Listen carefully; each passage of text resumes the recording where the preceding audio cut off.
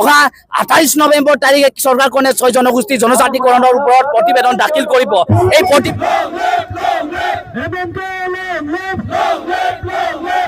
অব্যাহত 6 জনগোষ্ঠীৰ জনজাতিকৰণৰ বিৰুদ্ধে জোৰ সমদল। আজি চতুৰ্থ দিনত কেইবাটাও জনজাতীয় সংগঠনে 6 জনগোষ্ঠীৰ জনজাতিকৰণৰ দাবীৰ বিৰুদ্ধে ৰাষ্ট্ৰীয় ঘাইপথ অৱৰোধেৰে উত্তাল কৰি তোলে প্ৰতিবাদস্থলী। ৰাজ্যৰ বিভিন্ন প্ৰান্তত 6 জনগোষ্ঠীৰ জনজাতিকৰণৰ দাবীত তীব্ৰ প্ৰতিবাদ অব্যাহত থকাৰ সময়তে ৰাজ্যৰ সমগ্ৰ প্ৰান্তত বিভিন্ন জনজাতি সংগঠনে 6 জনগোষ্ঠীৰ জনজাতিকৰণক লৈ প্ৰতিবাদ অব্যাহত ৰাখিছে। তাৰ সমান্তৰালকৈ জুলাইতো কেইবাটাও জনজাতীয় সংগঠনৰ সহযোগত আজি সন্ধিয়া প্ৰায় আধা ঘণ্টা সময় ধৰি ৰাষ্ট্ৰীয় ঘাইপথ অৱৰোধেৰে 6 জনগোষ্ঠীৰ জনজাতিকৰণৰ বিৰুদ্ধে তীব্ৰ প্ৰতিবাদ সাব্যস্ত কৰে। তিনি মিচিং জাতীয় সংগঠন ক্ৰমে TMPK, MMK, TMMKৰ লগতে আপচু, আকচু তথা দেউৰী ছাত্ৰ সন্থাকে ধৰি কেইবাটাও জনজাতীয় সংগঠনে 6 জনগোষ্ঠীৰ জনজাতিকৰণৰ বিৰুদ্ধে বিগত 4 দিন ধৰি অব্যাহত ৰাখিছে তীব্ৰ প্ৰতিবাদ।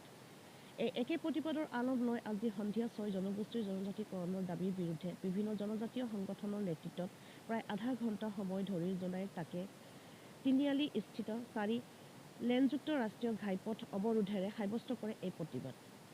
6 জনগোষ্ঠীৰ জনজাতিকৰণে বৰ্তমানৰ জনজাতিসকলৰ অস্তিত্ব বিপন্ন কৰিবলৈ লোৱা প্ৰচেষ্টাক কোনোমতে মানি নোলোৱাৰ হুংকাৰ দিয়াৰ লগতে এই 6 জনগোষ্ঠীৰ জনজাতিকৰণক লৈ চৰকাৰক পুনৰবাৰ বিবেচনা কৰিবলৈ দাবী জনায়। ইফালে এই দাবীৰ প্ৰতি যদিহে চৰকাৰে সহানুভূতি প্ৰদান নকৰে তেন্তে অনাগত 26ৰ নিৰ্বাচনত ইয়াৰ পৰিণাম শাসনাধীষ্ঠ বিজেপি চৰকাৰে ভুগিব লাগিব বুলি হুংকাৰ প্ৰদান কৰে প্ৰতিবাদকাৰীসকলে। জিন্দাবাদ একজু জিন্দাবাদ জিন্দাবাদ জিন্দাবাদ TMPK জিন্দাবাদ জিন্দাবাদ জিন্দাবাদ জনজাতিক রাজনীতির চলিব এই যুদ্ধ চলিছে চলিব এই সংগ্রাম চলিছে চলিব এই যুদ্ধ চলিছে চলিব এই সংগ্রাম চলিছে চলিব টাইগার সংগ্রাম জিন্দাবাদ জিন্দাবাদ জিন্দাবাদ টাইগার সংগ্রাম জিন্দাবাদ জিন্দাবাদ জিন্দাবাদ জিন্দাবাদ জিন্দাবাদ জিন্দাবাদ TMPK জিন্দাবাদ জিন্দাবাদ জিন্দাবাদ TMPK জিন্দাবাদ জিন্দাবাদ জিন্দাবাদ MMK জিন্দাবাদ জিন্দাবাদ জিন্দাবাদ MMK জিন্দাবাদ জিন্দাবাদ জিন্দাবাদ MMK জিন্দাবাদ জিন্দাবাদ জিন্দাবাদ জিন্দাবাদ জিন্দাবাদ জিন্দাবাদ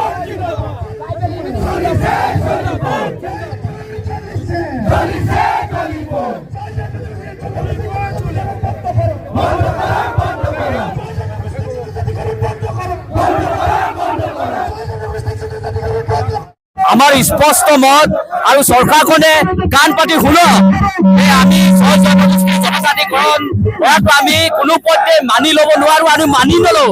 আৰু আটাইতকৈ দুৰ্ভাগ্যজনক কথাটো হৈছে যে অসম আৰু অসমীয়া সুৰক্ষিত ভৱিষ্যতৰ কাৰণে 6 জনগোষ্ঠীৰ জনজাতিকৰণ কৰিব লাগে।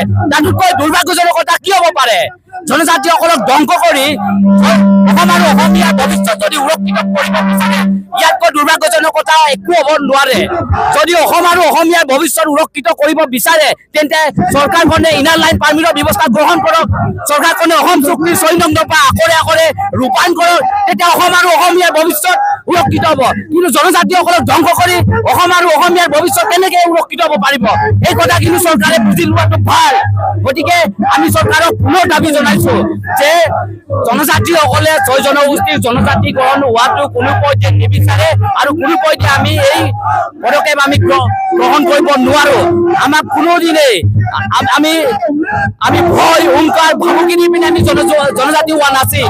আমি জনজাতি হৈছিলো যে আমাৰ এন্থ্ৰপলজিক্যাল ৰিপৰ্ট অনুযায়ী আমি জনজাতি হৈছিলো। ভাৰতীয় সংবিধানে আমাক এন্থ্ৰপলজিক্যাল ৰিপৰ্ট অনুযায়ী আমাৰ ভাষা, কৃষ্টি, সংস্কৃতি, সভ্যতা আৰু জীৱনশৈলী পদ্ধতিৰ আধাৰত আমাক জনজাতিৰ স্বীকৃতি প্ৰদান কৰা হৈছিল ভাৰতীয় সংবিধানে। কিন্তু আমি যি অধিকাৰ পাই আছো তাতো কিন্তু খৰ্ব কৰিবৰ কাৰণে উঠি পৰি লাগিছে। তাৰ কাৰণে চৰকাৰক আমি অখিয়াই দিব বিচাৰিছো। আমি ট্ৰাইবেল হিচাপে এতিয়াও আমি কমপ্লিটলি আমি অধিকাৰ পোৱা নাই। ট্ৰাইবেল হিচাপে এতিয়াও আমাক পঞ্চম আৰু ষষ্ঠ অনুচ্ছেদ আমাক অন্তৰ্ভুক্ত কৰা নাই। ট্ৰাইবেল হিচাপে আমাক ট্ৰাইবেল বেল্ট এণ্ড ব্লকৰ যি মাটি আমাৰ ভূমি আছে এই ভূমি কিন্তু চৰকাৰে কিন্তু এতিয়াও কিন্তু প্ৰটেকশ্যন দিব পৰা নাই কিন্তু যিখিনি অধিকাৰ আছে এই অধিকাৰতো কিন্তু চৰকাৰখনে কিন্তু আমাক ষড়যন্ত্ৰ কৰি পেলাই বৰ্তমানৰ অসমৰ জনজাতিসকলক ধ্বংস কৰা যি ষড়যন্ত্ৰ চলিতে এই ষড়যন্ত্ৰৰ পৰা কিন্তু বিৰত থাকিবলৈ চৰকাৰখনক পুনৰ আহ্বান জনাইছো আৰু অহা 28 নৱেম্বৰ তাৰিখে চৰকাৰখনে 6 জনগোষ্ঠী জনজাতিকৰণৰ ওপৰত প্ৰতিবেদন দাখিল কৰিব এই প্ৰতিবেদনত যদি চৰকাৰখনে জনজাতিসকলৰ পক্ষত যদি পদক্ষেপ গ্ৰহণ নকৰে তেতিয়াহ'লে কিন্তু চৰকাৰখনে অনাগত সময়ত ইয়াতকৈ ভয়ংকৰ পৰিস্থিতি কিন্তু সৃষ্টি হ'বলৈ সন্মুখীন হ'ব আমি স্পষ্টকৈ আমি কৈছো যে 6 জনগোষ্ঠী জনজাতিকৰণ কৰিব নালাগে 1996 চনতে কোচ ৰাজবংশীসকলক জনজাতিকৰণ কৰা হৈছিল বিশেষ সদিয়াৰ জৰিয়তে কিন্তু তাত আমাৰ জ্বলন্ত এটা উদাহৰণ আছে আমাৰ যি জনজাতি ছাত্ৰ ছাত্ৰীসকলে